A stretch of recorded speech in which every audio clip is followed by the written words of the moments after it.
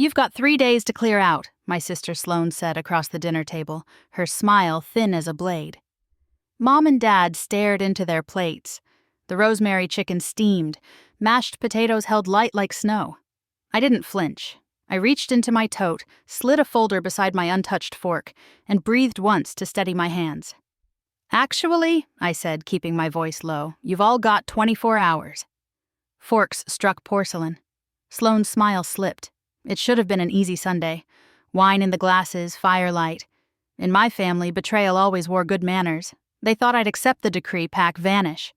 What they didn't know, while they whispered, I documented. While they plotted, I paid. While they rehearsed this ambush, I built a wall of paper no smile could cross. Sloane flipped the top sheet with 2 perfect nails. The deed stared back. My name, my signatures, my dates. Mom's breath hitched. Dad's knuckles went white around the salt shaker. 3 years earlier, this house had been days from foreclosure. Dad's retirement cratered in a slick-talking scheme. Mom's hospital bills rose like floodwater. Sloane was in Colorado then, selling enlightenment and sunsets. I was here, taking calls on hold, signing forms no one read, refinancing the mortgage under my name, staking my freelance design income to a grim little loan. 60-hour weeks in the guest room, spreadsheets for lullabies, envelopes I opened alone. They never asked how the letters stopped. They thanked Providence and kept the porch light on for Sloane. I wasn't doing it for applause. I was doing it because every crease in these walls remembers me.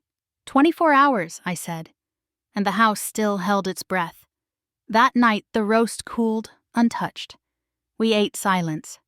Sloane's chair scraped back first. She vanished upstairs, muttering into her phone. Dad studied the deed like a map to a country that refused his passport. Mom rinsed plates she hadn't tasted. I put the folder away and set my phone alarm for 7:30. The locksmith would arrive at noon. In my room, the one I'd turned into an office when creditors called like weather, I laid out the rest.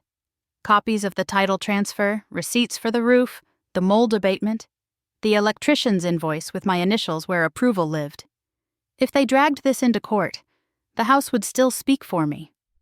Past midnight, I heard them on the porch, voices low. Sloane said I was theatrical.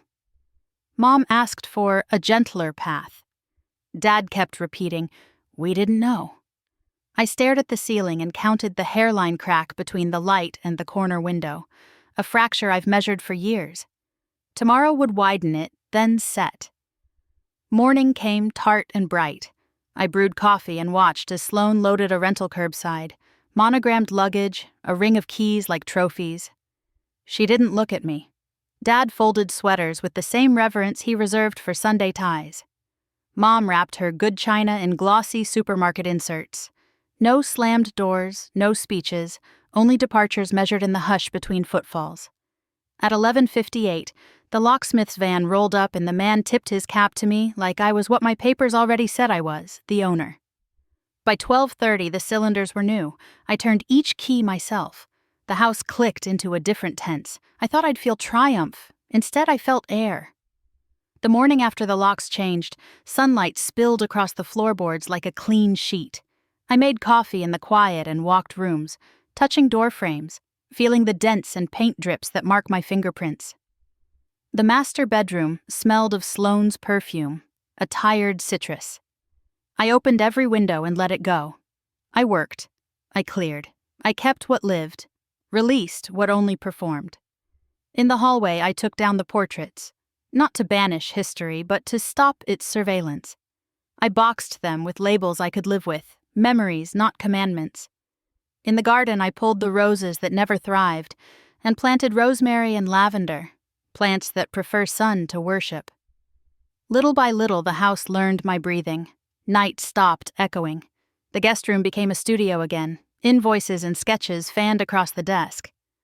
I fixed the third stair with 2 screws and a stubbornness that felt like prayer. On Tuesday, the mail brought a white envelope with Mom's loops, 2 pages, no apology. She forgave me, she wrote, as though I'd wronged the weather. She hoped I'd come to my senses and remember that family matters more than property, that Sloane is trying. They're managing in an apartment near the freeway. She ended with love, baffled and conditional. I read it twice, folded it along the creases, and set it in recycling.